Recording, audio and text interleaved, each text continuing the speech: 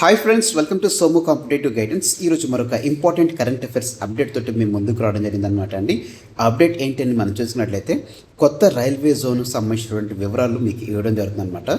June 1వ తారీఖు నుంచి మనకి దక్షిణ కోస్తా జోన్ అనేటువంటిది ఏర్పడడం జరుగుతుందన్నమాట. అంటే పూర్తి వర్కింగ్ కెపాసిటీ తోటి ఈ దక్షిణ కోస్తా జోన్ అనేటువంటిది ఏర్పడడం జరుగుతుందన్నమాట. ఈ దక్షిణ కోస్తా జోన్ సంబంధించినటువంటి పూర్తి వివరాలు, అలాగనే ఎంప్లాయీస్ ఎంతమంది పనిచేస్తున్నారు, మొత్తం గ్రాస్ ఓవర్ అనేటువంటిది ఈ జోన్ నుంచి ఎంత వస్తుందని చెప్పేసి రైల్వే డిపార్ట్మెంట్ అంచనా వేయడం జరిగింది. ఇటువంటి పూర్తి వివరాలు అనేటువంటిది ఈ వీడియోలో మీకు చర్చించడం జరుగుతుంది అనమాట అండి.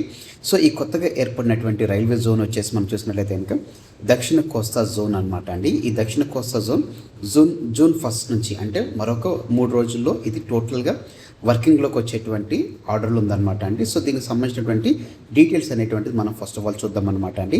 సో ఈ దక్షిణ కోస్తా జోన్కి సంబంధించినటువంటి హెడ్ క్వార్టర్ కేంద్రంగా మనం చూసినట్లయితే కనుక విశాఖపట్నం అనేటువంటిది ఉండడం జరుగుతుంది అనమాట.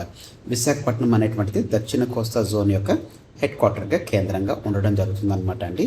సో దీంట్లో మనం చూసినట్లయితే కనుక జోన్ కేంద్రంగా జూన్ 1 నుంచి దక్షిణ కోస్తా రైల్వే జోన్ కార్యకలాపాలు ప్రారంభమవడం జరుగుతుంది. కొత్త జోన్ పరిధి చూసినట్లయితే ఇంకా దాదాపు 3532 కిలోమీటర్ల డిస్టెన్స్ అనేటువంటిది మొత్తం ఈ దక్షిణ కోస్తా జోన్ ఏదైతే రైల్వే జోన్ ఏదైతే ఉందో ఈ రైల్వే జోన్ యొక్క టోటల్ డిస్టెన్స్ అనేటువంటిది లేకపోతే పరిధి అనేటువంటిది చూసినట్లయితే కనుక 3532 కిలోమీటర్ల దూరం అనేటువంటిది ఈ జోన్ విస్తరించున్నట్లుగా మనకి ఇన్ఫర్మేషన్ అనేటువంటిది రావడం జరిగింది అనమాట అండి.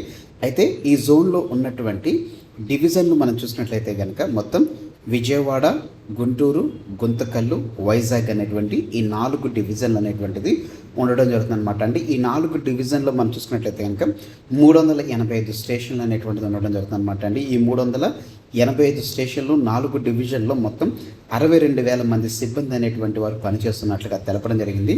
ఈ జోన్ హెడ్ కార్యాలయంలో చూసినట్లయితే కనుక 1,800 మంది అధికారులు అవసరం ఉండగా ఇందులో 80% మెంబర్స్ అనేటువంటిది పూర్తి అవడం జరిగింది అనమాట అండి. అంటే దరిదాపుగా మనకి 800 పైచులకు అభ్యర్థులు అనేటువంటి వారు అధికారులు ఆల్రెడీ ఇందులో వారు పూర్తి కార్యకలాపాలు వారి యొక్క వర్కింగ్ అనేటువంటి చేస్తున్నట్లుగా తెలపడం జరిగింది.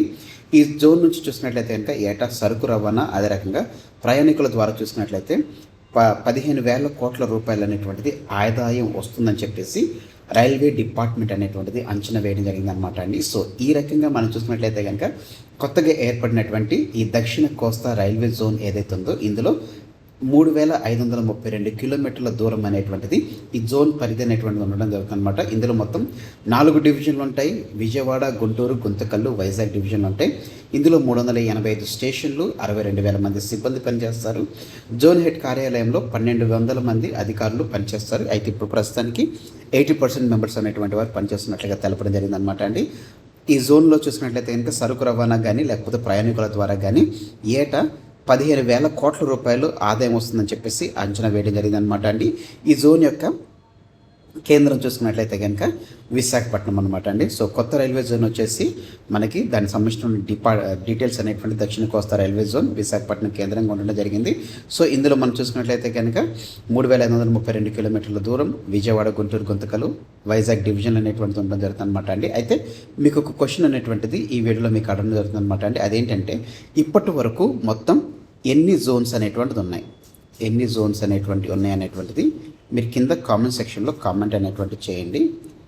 మీరు కింద కామెంట్ సెక్షన్లో మొత్తం ఎన్ని జోన్లు ఉన్నాయి అనేటువంటిది కింద కామెంట్ సెక్షన్లో కామెంట్ చేసినట్లయితే నేను మీకు తెలపడం జరుగుతుంది అనమాట అండి. సో ఫ్రెండ్స్, ఇదనమాట అండి కొత్తగా ఏర్పడినటువంటి రైల్వే జోన్ సంబంధించినటువంటి వివరాలు.